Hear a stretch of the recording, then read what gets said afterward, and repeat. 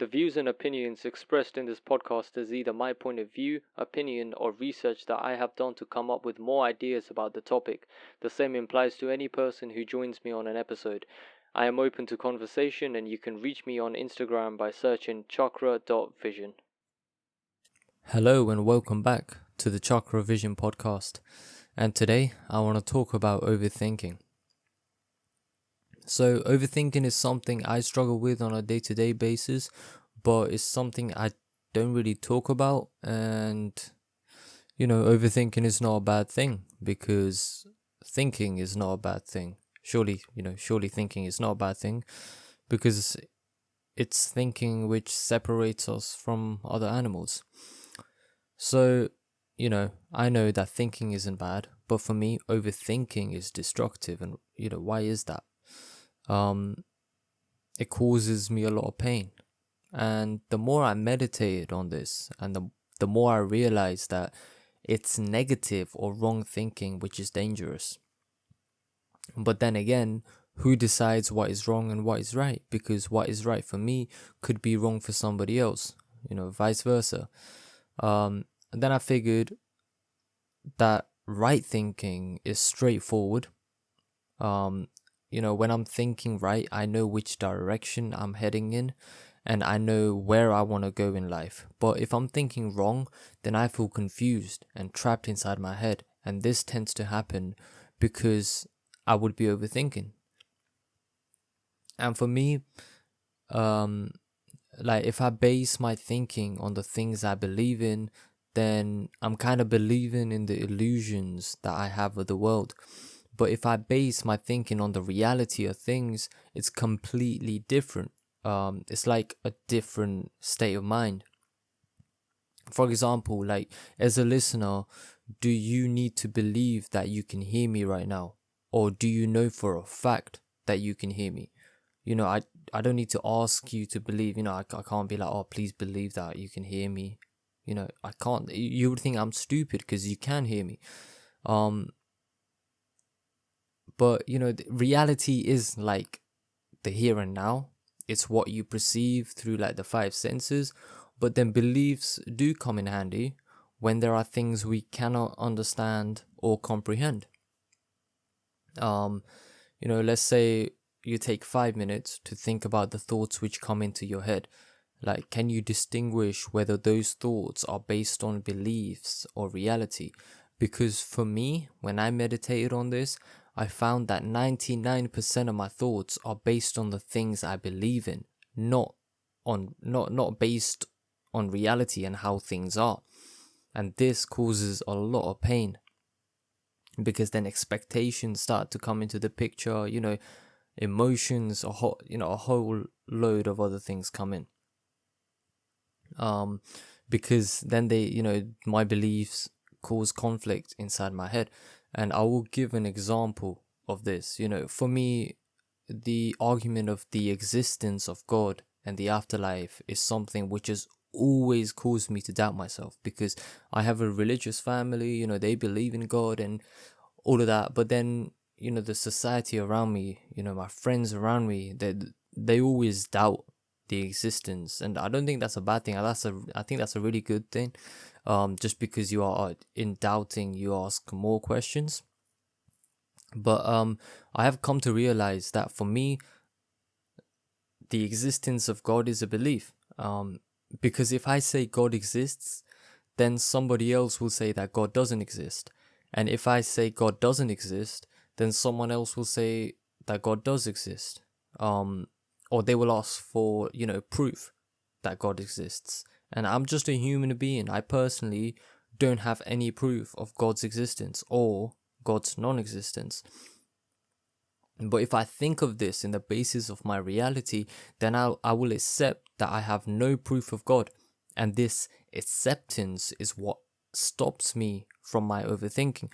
Because the acceptance is based on my reality, and my mind suddenly becomes clear. And I say my reality because my experiences are completely different to somebody else's experiences. Even if our beliefs are the same, our experiences are different. But if one day I experience the existence of God, then that day I can say, yes, God exists. Until then, I don't know. And that's my reality. I don't know. Um and I'm talking about God here because it is when I was thinking about the existence of God that I realized if I simply understand the difference between my beliefs and reality, then my overthinking just suddenly stops. For example, there have been so many times where I have watched a horror movie and I have not been able to sleep at night. It was because of my belief of ghosts that I was not able to sleep, and all I had to do is to understand that the only ghost in my existence was inside my head. It was my belief of ghost. It was the illusion. And the second I understood this, I stopped overthinking about what I had seen in the movie, and I recognized that it was just an actor or an actress playing their role. And overthinking can mess with our relationships too. Let's say your partner sends you a message at 10 p.m. on a Monday night saying, we need to talk, all right? We've all been through this. We need to talk. That we need to talk message. But they don't tell you anything else. And I have no idea why. They don't tell you anything else. So then suddenly the overthinking mind kicks in. And most of the time it starts giving you negative things. It starts feeding negative things into you, like, oh, what's she gonna say? Like, have I fucked up? Have I done something wrong? This and that. And our brains go into overdrive. Well, mine used to go into overdrive, and because my brain would just suddenly start to fill in the gaps and I didn't even know what was going on. But then I realized that if you just accept things for what they are, and then you understood that your partner just wants to talk to you about something, then that's just the reality. And you just accept that you don't know any more than that. So there is no point in even thinking about what it could be, because if you do, then you start overthinking.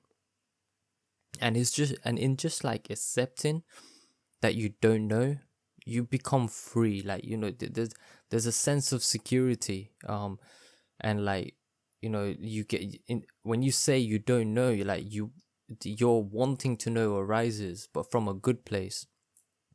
You're wanting to learn. It's the same with if you say, oh, I don't know everything, and I'm not educated, then you are just always in that mindset to learn, because you understand that you will never know enough, and you will never learn everything about the world or the universe or whatever that you're into, photography, film. You will never learn everything about that particular subject.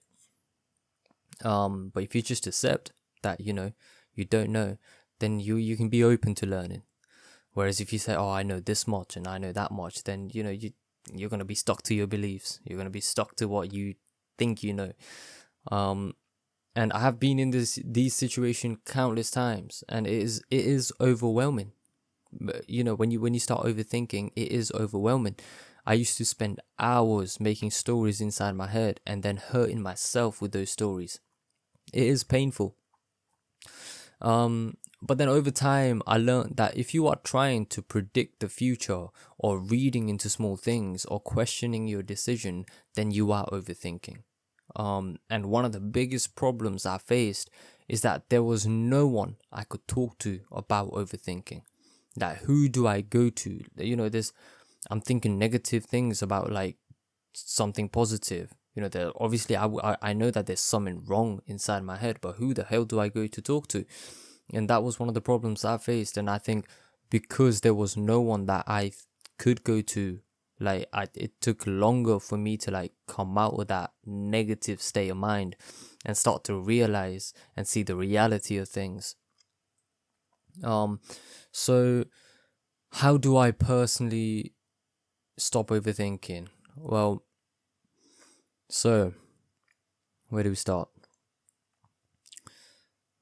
I say how do I because overthinking is just a part of the human mind. It's like a survival mechanism, but we just don't get taught on how to use it correctly. And I, even no matter how much I practice, like, overthinking, no matter how much I practice, no matter how much I practice not overthinking, and no matter how much I meditate, overthinking keeps catching me out. It's like a test. But that's the difference. I don't see it as a problem anymore. It's like, it's just a part of life. It's just something that comes and goes. It's like, and so, okay, let's get back to the topic. So how do I stop my overthinking? So for me, firstly, I work on catching myself when I overthink, and I do this through meditation. So like I'd be sat down and I would watch my thoughts as I'm meditating, and I would catch myself thinking about something too much or thinking about something in a negative way. And I'd catch that thought, and what I'd do is, once I caught that thought and once I caught myself overthinking, I would look at the thought and I would write it down. And when I say meditating, it doesn't mean I'm just sitting down, it'd just be like anywhere. Anytime I caught myself like overthinking, I would look at the thought, I would understand the thought, and then I would write it down. I would then write down all the positive things that particular thought is going to bring into my life. And because I have given a positive ending to a negative story that was going on inside my head, the overthinking automatically stops. For example, if I am thinking about losing my job for whatever reason and it's causing me pain, I write it down. I would write down something like the positives of losing my job. Then I would write down all the things that will happen in my life if I lost this job, all the positive things that would happen in my life.